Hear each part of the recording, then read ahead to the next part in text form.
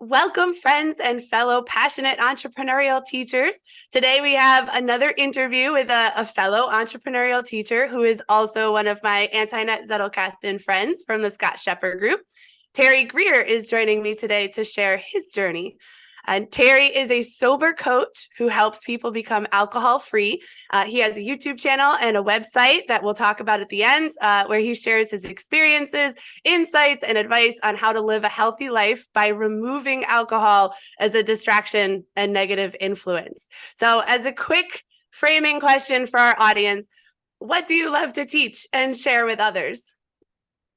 Stephanie, thank you so much for having me. And I think the number one thing that I like to teach is that alcohol can be optional in your life. I think that we live in a culture that brings that has celebrated might be too strong of a word, but that this basically allows alcohol to be accepted from the birth of a child to you go to funerals, to everywhere in between, birthday party celebrations. Like if it's the norm that, oh, you win an event and you pop champagne, that somehow that success and celebration requires alcohol for you to enjoy the moment. And I think it's a lie is what I would say. And I think that if anything, that alcohol is actually a detractor.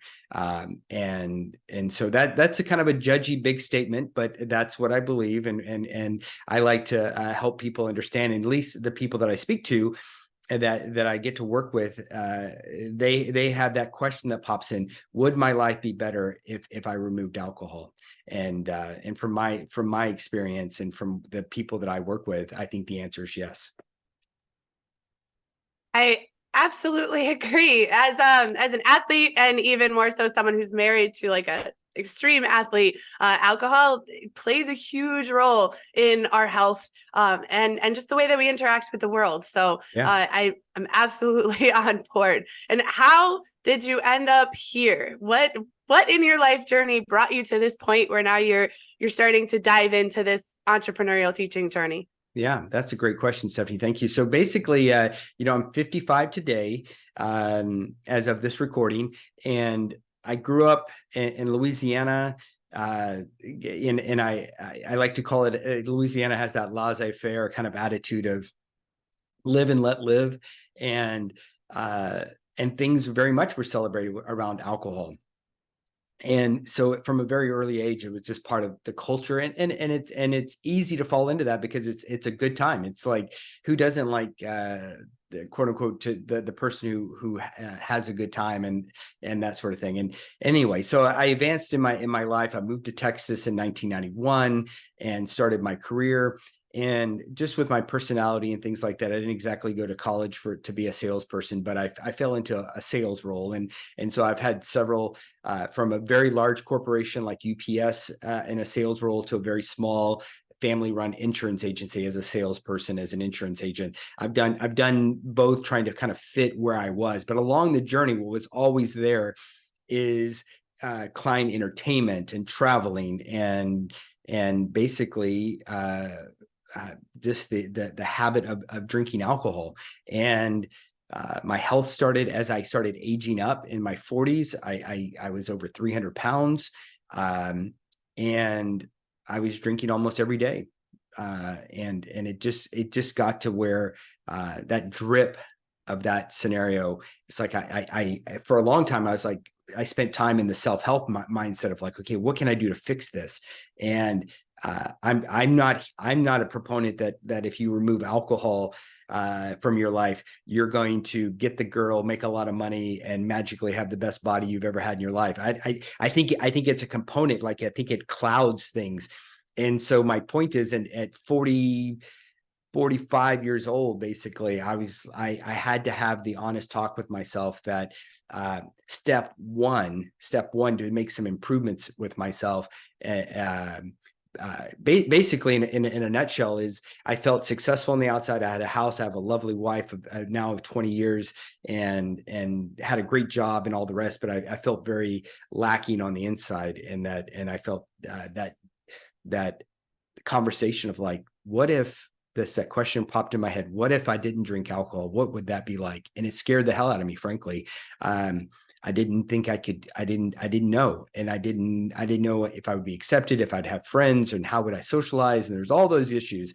And from the outside world, my friends saw me as a middle lane drinker, kind of like just middle of the road, just like everyone else. Hey, you have a few beers when you hang out, that sort of thing. But I kind of knew in my heart of hearts that because I would try to stop on my own, and I felt that little bit of that I could tell that it had a grip on me. And then I pushed that feeling down because I was like, I didn't like the way I didn't want to admit that to myself.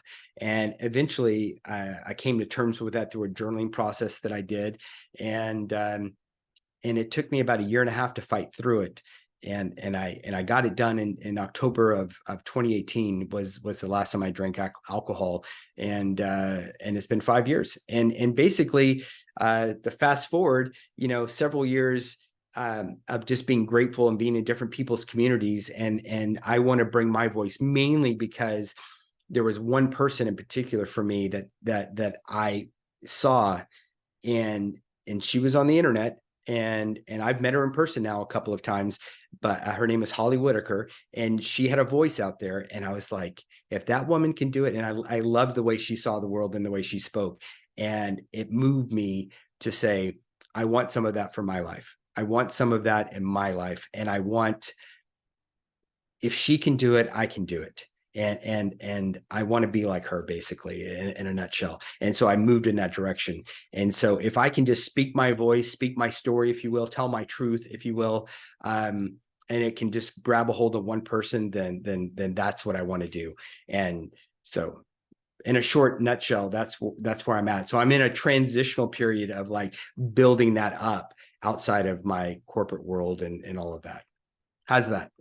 That was awesome. Yeah, there's a couple of great things in there. And I think you spoke to how most people end up on their entrepreneurial journey is just, seeing something that's needed out in the world, wanting to help solve a problem and recognizing that you have something that you can give to help others. And a lot of times there is that personal connection of it helped transform your life, and now you want to share it with others. So I'm curious, his self-awareness is a tough thing.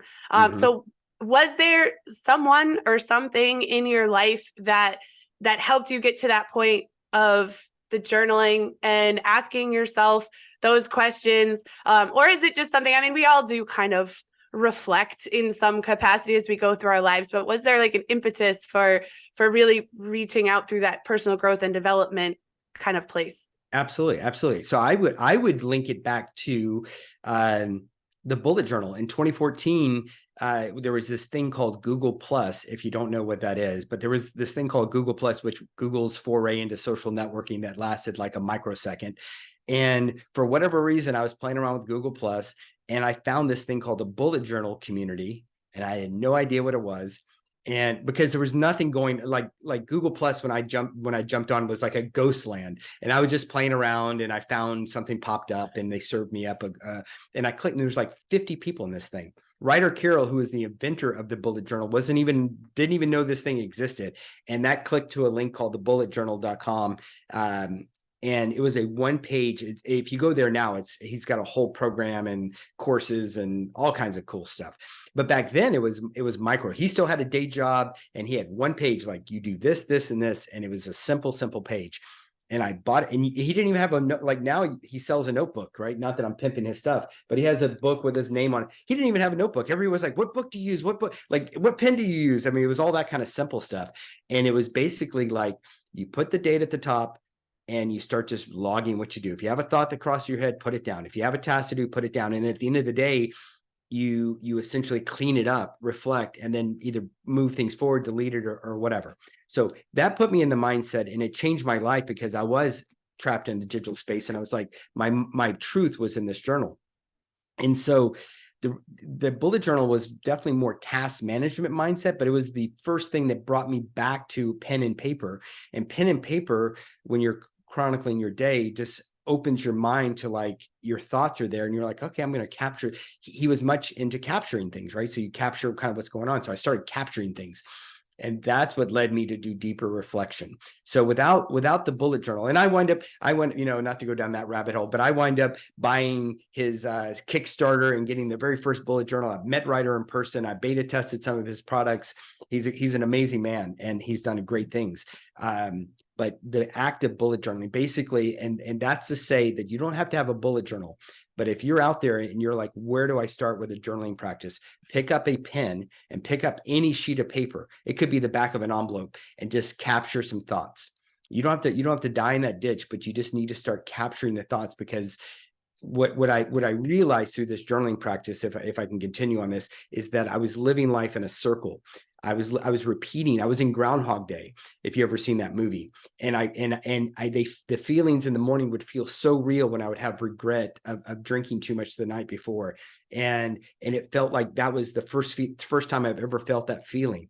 But I was able to turn the page and look back and realize, no, that's exactly how I felt 6 months ago. That's exactly how I felt 3 months ago. And I'm repeating. I'm not growing. I'm repeating. And so I'm like, I've got to break the cycle. I've got to break this cycle. I'm stuck in a loop, in a cycle.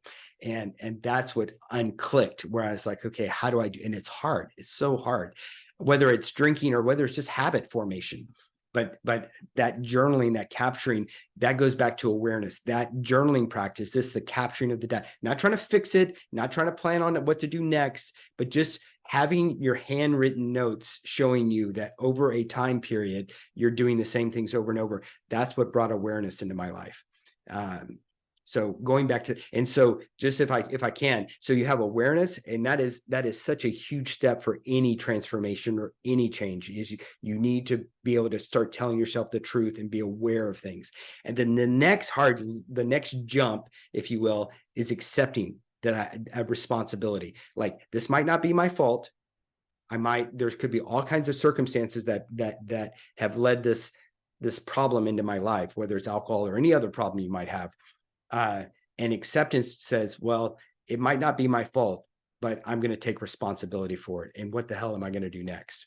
And that's a huge leap. But first, if you're in awareness and you need to be I would send the message that if awareness is all you're physically capable of, if it's too overwhelming to move to acceptance, it's okay. Sit with awareness for a while and just sit with it, and just be mindful of what it is. And then when that time is ready, then you can move into a mindset of acceptance. And then that triggers, well, what am I going to do about it?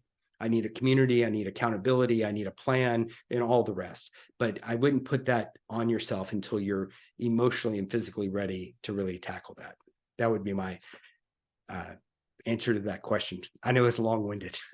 Yeah, no, that was perfect. I loved all of it. And you're doing a really good job of answering my next question, just like naturally answering the question before. It's something I was reminded of. It was a TikTok of all things that I saw. And the person was talking about weed, about marijuana rather than alcohol. But they're basically saying, if you, at the start of the day, say, I'm not going to do this today, and then at the end of the day, you end up doing it, you need to look at that. If you start your day wanting one thing and then you fall into the habit you said you're going to do, whatever it is, it's something that you want to pay attention to, whether it's scrolling on TikTok or, an addiction like watching Netflix, just binging Netflix at the end of the day, whatever it is, if you want to not do it and you do it anyways, the universe is trying to tell you something there. There's something you need to pay attention to.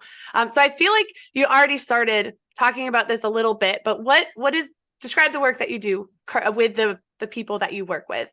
Absolutely. So right now I'm in the early stages of building out my sober AF world. And there are plenty of models out there, right? There are a lot of people that do what I do and or what I'm attempting to do as well. And I'm okay with that, because I think in the larger world, right, if you're an entrepreneur, my message would be, if you're an entrepreneur and there's people in your space, like, there's probably room for you to be in that space, right? Because you're trying to connect your voice with others. And you don't have to necessarily always be Tony Robbins to be motivational to people, right? You can be micro. Hell, I try to be helpful to the people right outside my front door in my neighborhood, and try to offer words of encouragement. And so what I'm doing currently that I have available is a coaching program. I have 4 people that I'm working with right now. And very organic. One of them was a referral. A couple of them found me on LinkedIn. Like, this wasn't exactly like I had a huge marketing program or something, right? I don't have a Facebook account. I don't have an Instagram account. So I had a LinkedIn account. So I put a few things out there. And every time I post on LinkedIn, there's always one or two people that'll hit me on direct message. They won't like anything because alcohol, unfortunately, still has a stigma that if you raise your hand and say, I don't like the way I feel when I drink, even if you're a middle of the road drinker in this world and no one thinks you have a problem and you don't really, that I'm getting off target a little bit here, but I don't believe in the once you're addicted that you're always addicted. I believe that just like you can learn a bad habit and you can unlearn it, I think there's a percentage of the population that addiction is real, and you have to admit that in a short term, but you can overcome that addiction. And so the stigma currently, unfortunately, especially on LinkedIn, which I get comments sometimes that is pretty gutsy of you to post things on LinkedIn about this. And I'm like, it's the message, it's in professional life and it should be talked about. And I get people that are like, yeah, with my job and happy hours and the meetups and all the different things. And they don't want to accept the term alcoholic, that there's a fear there. Right. And my message is, you don't necessarily have to accept that. If that's not the term you want, if you don't want to self-apply that label, that's someone else's label. Don't pick it up. We can apply our own labels if we want to. That's not to say that there's not a space and people in this world that need rehab and medical interventions, no doubt. I'm talking about the people that just middle of the road drinkers who are social, would consider themselves a social drinker. And so what I do is I put a voice out there for those type of people. Like, this is a choice you're making. Do you want to talk about making other choices? And essentially it's a simple coaching program where I talk to them on a weekly basis, kind of assess kind of where they are, engage what level of accountability they want. Some of them is a little bit more, I chat with them through the week on text or email as an accountability to kind of set some goals and things like that, and then have a weekly call.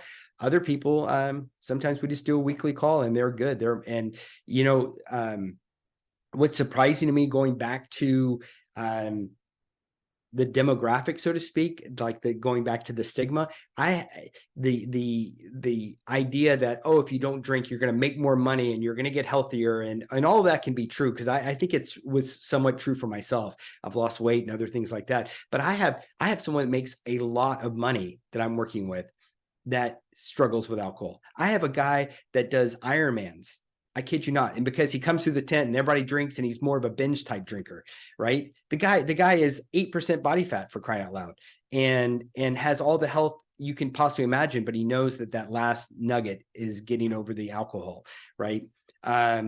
I've got a young man who's starting out in his career and got kind of pulled into a career of like, we have happy hours and this and that. And he's basically kind of fallen into the trap of enjoying drinking beer a little bit more than he should. And he's like, I know where this path is going. I know where this is going to end up for me. I can feel the pull more than I want. I accept it. And as a young man below 30, I'm pretty impressed that he had that much awareness and he reached out to me. So it's striking how it affects so many different people. But that's essentially what I do, is I offer some guidance, accountability, and a little bit of community. Those are kind of the components that I'm doing now. And I hope to have, I'm going to be having a community come up in December, my own little mighty network community. And then I'm going to have a physical monthly newsletter launch in February. So I'm excited about that. So those are going to be my components: some teaching, a guide, and a coaching component with a community. Awesome. Yeah. And talking about the guy with the 8% body fat, the athlete there, it is interesting how that still, even in that environment, and Ironmans are no joke. They are intense. Yeah. And, you finish like an OCR race, a obstacle course race, like a Rugged Maniac or a Spartan, and right when you register, you get a band that gives you a free drink. Now, as you were talking, I realized this year at the Spartan races, I'm pretty sure they didn't have regular beer available. They just had Athletic Brew, which is a non-alcoholic beer. So it's starting to spread, and the Spartan community is very athletic. Even more than Rugged Maniac, and of those types of OCR races. So it's definitely becoming a bigger and bigger thing, but it's still hard. It's still hard to break all of the social norms. So it's cool that things like athletic beer. I just saw a commercial for a non-alcoholic Guinness. So they're all starting to kind of tap into that a little bit. And I want to jump in on that. I know I've been lecturing a little bit, but Bill's the gentleman who started Athletic Brewing. I've met him in person just because he came to Austin, and I was like, I'm going to meet this guy. And so I just went out to his event. And great guy, and he has blown up, and they are the best tasting non-alcoholic beer out there, in my opinion. No matter, everyone else is trying, but he has a certain formula. And going back to the entrepreneur, I want to tell his little micro story for him. I met him, and I'm talking to him, and he's passing out tastings all about. This is before he got funding, and he's bigger now and all the rest. But he's an accountant type. He's a numbers guy. And he didn't want to have the stigma associated with like not drinking NA beer is like, oh, those are for the alcoholics, blah, blah, blah. He went for the athletic. That's why he named it athletic, because people come, just like you're talking about. So coming across the finish line, here's a healthy alternative, or at least a better alternative, right? And he had, Stephanie, he had 200 brewers turn him down. 200. In other words, he's going around going, please, someone work with me. I need help. This is my idea. And he made the pitches. No one would work. And he gave up, and his wife kicked him in the butt and said, you're not giving up on this idea. You're not giving up. And it was on the 205th interview. So can you imagine trying to start something and you've asked 200 people, you've interviewed, and no one in there? I think most people would give up. I know I would probably, I don't care what my wife would have said. I'd probably have been like, no, I'll never get this done. And so I know there's a million stories like that of just that one next time. It kind of reminds me of like the guy from Shawshank Redemption. If he didn't keep digging, you're almost through the tunnel before he got out, so to speak. If you give up, you never escape. So if you're an entrepreneur out there and you're digging your hole, it is important to validate, am I directionally in the right direction? But if you really believe you're in that right direction, I think that even if you never break through, I'd rather die knowing that I'm digging and doing something than giving up, basically. Absolutely, 100%. Yeah, and you're right. There are so many stories like that. Like Colonel Sanders from KFC, I think it was like 1,006 no's or 1,009. I forget exactly, before he finally got a yes. And now look at KFC. It's everywhere. So I think to be an entrepreneur, to be entrepreneurial, you have to be a little bit stubborn and have a pretty thick skin to be able to keep pushing forwards and be very, like we were talking about self-awareness, be very in tune with what matters to you so that you can keep pushing forwards even when it gets hard. But then just like you're talking about with the Sober AF community, you need community as well. Stephen King's wife pulled the manuscript out of the trash can because he'd gotten so many no's, he was ready to give up. And then she finally sent it out one more time, and that was what started it all. So yeah, you got to be real persistent, a little bit hard-headed too. and I would also encourage you and I, know each other through our community with Scott, and you've got to keep I used to get down on myself and retool all the time, and having you guys, I can't basically promoting the community, not that community, but just any community, of seeing people and us encouraging each other. And it's like those micro steps matter. And so there have been months where I didn't make much progress, and there's other months where I make progress, and it's just that drip. You just got to keep pushing the ball forward. And so even if you with myself, I'm working a full-time job and also doing my side hustle, so to speak. It's a challenge, and I got to keep my wife happy. She's awesome. She's working from home today, and family and dogs and cats and all the rest, and it's like, you still have to time block. Like my wife was helping me, encourage me, time block for yourself. There's a lot of times where I time block all these other things, and I'm not time blocking, not to do something like email this person, actually to sit down and think, because writing copy, there's the nuts and bolts, updating certain things. Like I need that mental time where it's like, it's okay. It's okay. In other words, I'm on a tangent here, but I think it's important for entrepreneurs to think, I don't want to be sitting at my desk trying to do hard work going, oh, I really need to unload the dishwasher too. And like, give yourself permission that it's okay for you to sit down for an hour and a half and just to think, like finding the time and the space, yes, so that your kids aren't interrupting or whatever, but also mentally for yourself. So you can say, no, this is what I'm supposed to be doing right now. I am supposed to be sitting here writing or thinking or whatever, not doing the dishes, I don't know. Yeah.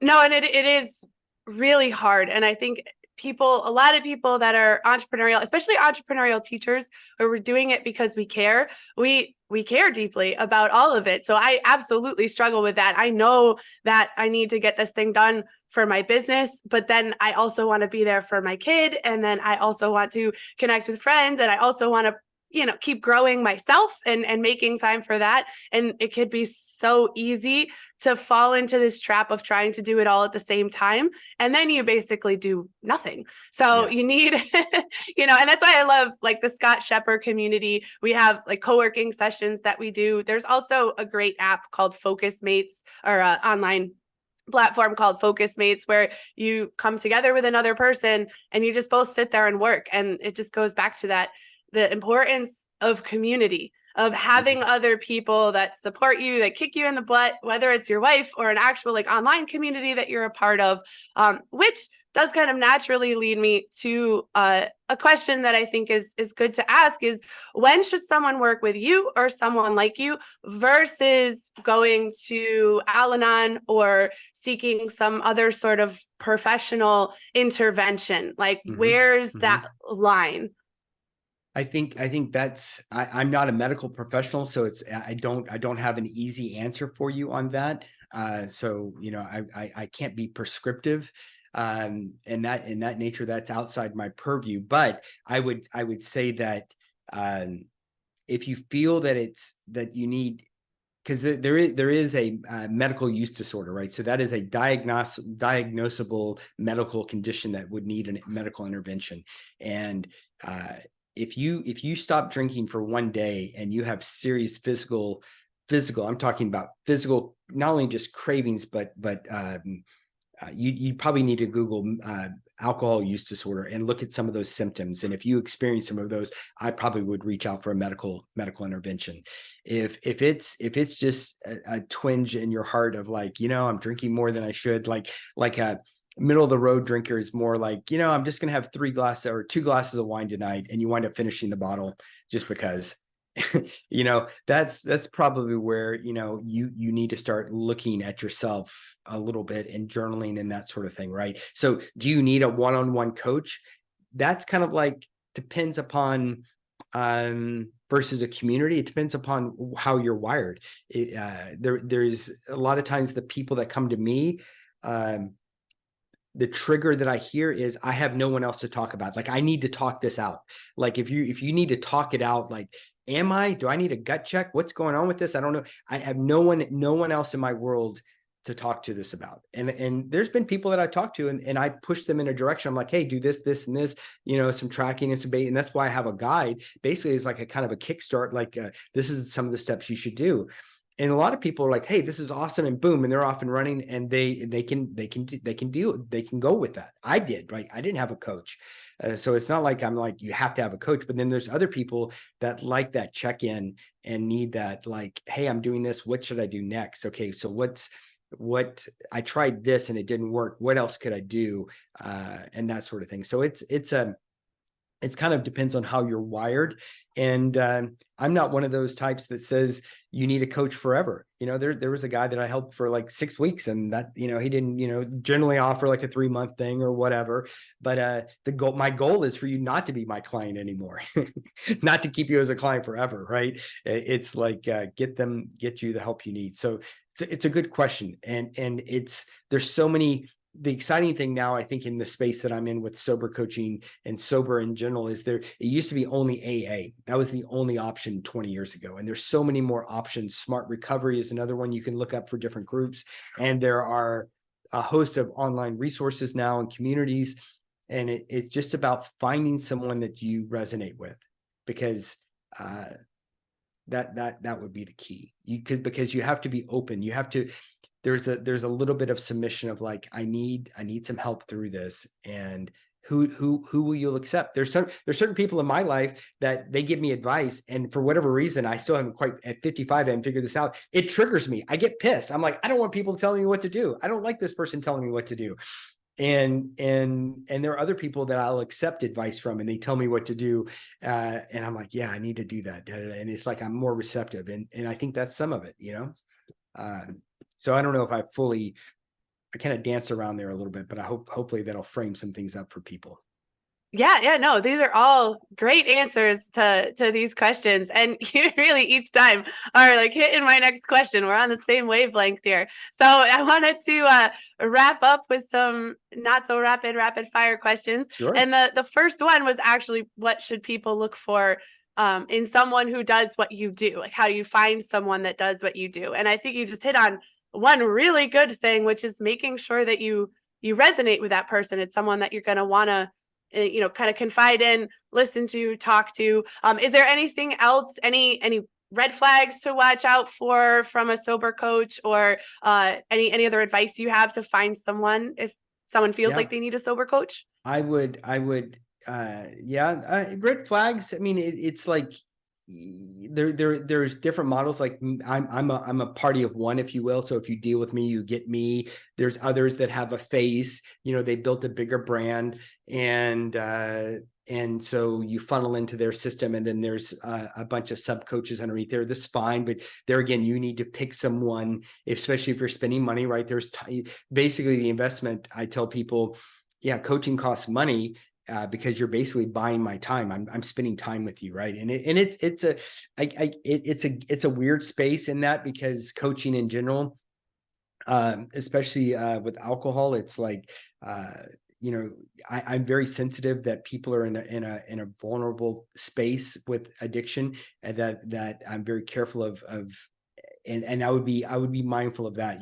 Be aware that you're in a vulnerable position, and not to be taken advantage of, right? With either too high of cost, or promising you the moon, because it's like you've got to take those first steps, and so mainly have someone that you resonate, and also in a communication fashion that you like, whether it's email, whether it's phone, and that sort of thing, because most of it's going to be remote, right? So, and also trying to look at people in your community. Find people, hashtag, I don't use social media a lot, but I would hashtag local and meetups, and see if there's some people that you find locally. And my last little comment on that is that don't let other people push. This is your sobriety journey. It's not mine. It's not someone else's. If you decide that you're going to have an NA drink, a beer like we talked about, and someone else says, oh my God, well, you're not sober because it has a 0.5% of alcohol. If you're okay with it, then you're okay with it. Okay. And don't let other people define your sobriety journey. There you go.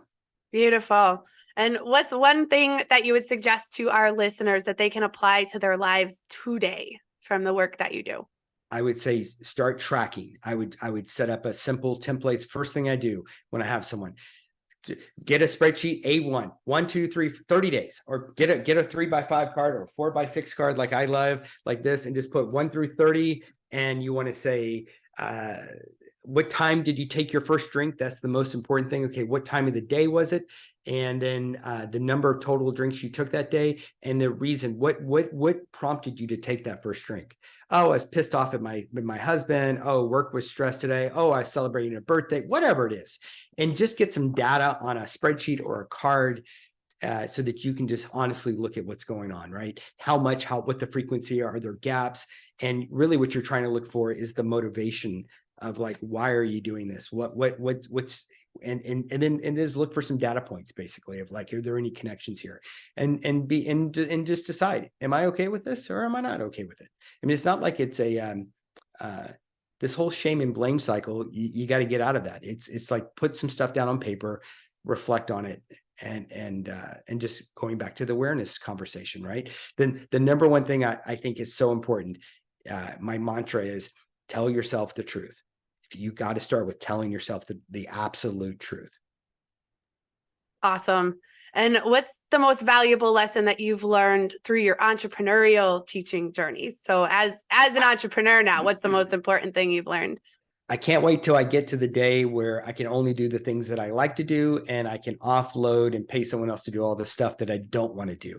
And I think it's the number one thing I've learned, and mainly in my being on Scott's team. So Scott Shepard in our community, I'm part of his team, and I have seen how the sausage is made, so to speak, meaning that there's a lot of fun and all the stuff you get to do. And I know you know this because you've run multiple businesses, right? And no one really wants to talk about, oh, I've got to balance my books. I've got to deal with an insurance question. I've got to do documentation after every one of my coaching calls, right? To capture both next actions, but also log the call. And it's the I would say if you're working for the man, and you're like, I'm going to go be an entrepreneur because I don't like all this BS clerical stuff that I got to do and all this rules that they put around me. Well, guess what? Those things you're running from yourself, because those things will follow you. Maybe you'll be able to get outside of that and hire someone, but until you become profitable, those things will always be with you. And so Dan Collins gave me the book, The E-Myth, which just talks about how if you're a baker, as an example, and all you want to do is bake bread, well, guess what? You got a lot more to do than just baking bread every day. You got to be good at that, plus a lot of other things. And so the biggest thing I've learned, my takeaway for the person is focus on all those other things. And you have to be going back to telling yourself the truth. Do I want to do what it takes? Do I want to do what it takes to get over to the other side? And basically you're here and you're like, this is entrepreneur land where I'm making money that I'm comfortable with and paying it. And I've got to swim across this chasm. And it's like, you start leaving, most of us leave, and then we get afraid and we go back to our safe spot and we leave and we're like, oh man, it's just like, oh, this other person, I'm jealousy, essentially, like, I wish I could be like them. Well, you could be. You've got to swim. You've got to make, you've got to make the journey. And that journey is hard, but it will forge you into a new person. And you'll learn lessons along the way. And you got to believe, and you've got to get to the other side. That would be the lesson I would say. Yeah, no, you basically just summed up one of Seth Godin's books, The Dip, where it's like when you dive into, any new thing, whether it's entrepreneurial or not, there's going to be that dip where it gets really, really hard. And you should look at it before you dive in, look at whether or not you're going to be willing to plod through that hard part. And you really do, as an entrepreneur, you got to, in some ways, become a jack of all trades, unless you're going in with a lot of money. Like if you have a really good nest egg that you saved up from your day job, you're going to have to learn how to do a lot of stuff, because especially if you're a solopreneur, if you're on your own, if you want a website built, you're either investing $5,000 to $10,000 or you're building it yourself. So you gotta be willing to do all of that hard work and learn a lot of new skills. And there's always more than you expect. It's 10 times more than what you think it's going to be. So now, final question, how can people connect with you? And also, you mentioned a guide. How can they get that guide? I'm sure it's through, how they can connect with you. So how can people find you? TerryGrier.com. That's all things that I'm building. That website is in development. There's some, and it'll be, by the time this posts, there's an operational site, right? TerryGrier.com. Basically, the guide, I'm moving it into print form here soon.